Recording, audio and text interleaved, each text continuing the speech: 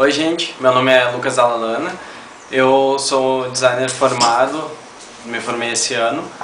Tenho uma empresa chamada WOW Design, trabalho principalmente com identidade visual e criação de sites. Então eu mais a minha sócia Fábio, ela trabalha na área dos sites e na área de identidade visual. Eu estou fazendo hoje esse vídeo aqui, que eu espero que seja o primeiro de vários, que é para mostrar o processo que a gente tem utilizado, adaptado para a criação de identidade visual. Então, são processos que a gente aprendeu na faculdade, mas pesquisas na internet e adaptações de vários desses processos que nós fomos utilizando para facilitar o nosso dia a dia. Porque quem trabalha na área sabe que às vezes torna muito inviável fazer o projeto todo como tu aprende na faculdade, às vezes fazer uma identidade visual em 6 meses, ou enfim, 3 meses, e às vezes tu tem que te virar nos 30, fazer em uma semana, 2 semanas. Então, estou aqui para apresentar hoje esse processo. Então, o briefing era uma identidade visual para mim, uma identidade visual pessoal, para eu botar no meu site. Então, eu comecei a pensar o que eu gostaria que tivesse essa identidade visual e comecei a construir o brainstorm em cima disso. Então fui lá, fiz o brainstorm, fui escrevendo. Esse brainstorm eu fiz sozinho, não é o ideal é que você tenha pelo menos mais uma pessoa, mas eu consegui fluir até porque era voltado para mim, né? Então ninguém mais do que eu saberia. Então eu fiz a relação de palavras do brainstorm. Depois eu comecei a utilizar uma ferramenta que é o Mind Map, ou seja, tu começa a agrupar teu brainstorm por categorias e dessa forma tu consegue visualizar melhor o teu brainstorm, tu sabe o que fazer com ele, porque às vezes tu faz um brainstorm bem legal com 5, 10 pessoas, caralho, a 4 lá, milhões de palavras e depois chega no fim aí. Como é que tu vai selecionar? Às vezes tu não sabe selecionar, tu tem palavra demais, tu não sabe para que lado tu vai ir ainda. Então o Mind Map ajuda a organizar e tu acaba não tendo que trabalhar vou escolher as 5 principais palavras.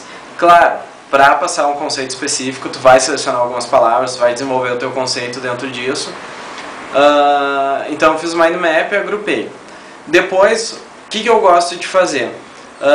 Tu tem o Mind Map, ou enfim, teu brainstorm, daí depois tu vai fazer um painel semântico, e daí depois tu vai pegar as referências, e tu vai ficar com 3 coisas separadas que é difícil de tu enxergá-las junto. Então eu faço o Mind Map, depois em volta começo a fazer o meu painel semântico, com as imagens agrupadas próximas às palavras do Mind Map, ele faz essa relação, e depois ao redor do painel semântico e do Mind Map, coloco as identidades visuais de referência, né? Então, como vocês estão vendo aí, ele fica um grande mapa. No computador é um pouco difícil de ver, né? A tela tem que ser uma tela grande para ver. O ideal é se tu pode montar isso numa parede, numa mesa, assim, mas que tu tenha uma ampla visão de tudo. A partir daí, eu comecei a fazer os RAFs. Então, foram vários RAFs, partindo... Eu gosto de fazer tudo que começa a dar na cabeça, assim, todas as ideias que vem vindo para fazer, parte do óbvio sempre, mas eu não queria, no meu caso, me desligar muito da questão do lápis de cor, queria trazer muito essa coisa do desenho, porque é o essencial do meu trabalho. E também, para mim, eu não queria que fosse uma identidade extremamente conceitual, que às vezes a pessoa olha e não consegue identificar o que aquilo ali representa. Então eu comecei trabalhando nos lápis, depois fui para a lâmpada, depois comecei a pesquisar algumas referências do que poderia, eu sou muito ligado à natureza. Então eu comecei a buscar animais, lâmpada, cheguei no vagalume, só que daí também vi que não era uma boa saída ali, porque eu já estava pensando em utilizar a minha própria escrita como logotipo, a minha escrita à mão, para ficar uma coisa bem pessoal, como se fosse uma assinatura. Mas com o vagalume, a minha assinatura, dependendo de como eu representasse o vagalume, ia ficar meio infantil e talvez as pessoas não captassem muita ideia e é muito pro conceitual, que não era muito o que eu estava buscando. Então eu voltei, comecei a desenhar lápis, tudo que a gente lápis, comecei a desenhar tinta escorrendo, cor, e eu ainda não era aquilo que eu queria. Então eu cheguei no momento que eu fui representar, fiz quadrados ali, fiz as listas de cores para me inspirar um pouco enquanto eu estava desenhando. E daí eu fiz um padrão triangular, como se fosse só a ponta de um lápis de cor, um para cada lado. Eu olhei, pá, o que representa o lápis de cor é a ponta do lápis. A ponta do lápis vai representar que é um lápis de cor.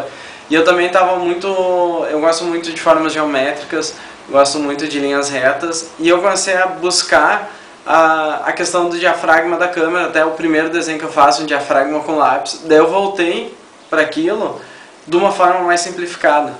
E daí quando eu montei ele, eu olhei, é isso aqui. E daí vamos para a segunda etapa, que é a vetorização. Muitas vezes eu chego num ponto, desenho, escolho aquela ali, ó, aquela ali é perfeita. Só que na hora que tu começa a vetorizar e tu começa a ver ela de fato no computador, não é aquilo, não ficou legal, tu não consegue representar bem ali no vetor de uma forma simplificada, volta o desenho, eu escolho outro. Nesse caso funcionou. Então eu comecei a vetorizar ela. No contexto, o que essa identidade representa? É um diafragma, que representa o diafragma da câmera, que ao mesmo tempo funciona como se fosse o olho, né, que tem a pupila. Dessa questão da visão, ter uma visão diferenciada sobre as coisas, observar muito, pesquisar muito.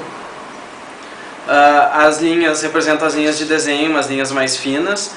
As pontas coloridas ali representam as pontas do lápis, então traz um pouco da Gestalt, que eu adoro também, que é a questão do fechamento, então de certa forma tu entende os lápis de cor ali. E daí eu comecei a vetorizar e comecei a ter que aumentar a ponta, o colorido ali da ponta dos lápis, porque primeiro que numa redução não estava muito viável aquele tamanho, e segundo que ela acabava não estava representando, porque estava muito pequeno, o detalhe era muito pequeno e estava deixando a identidade muito fraca.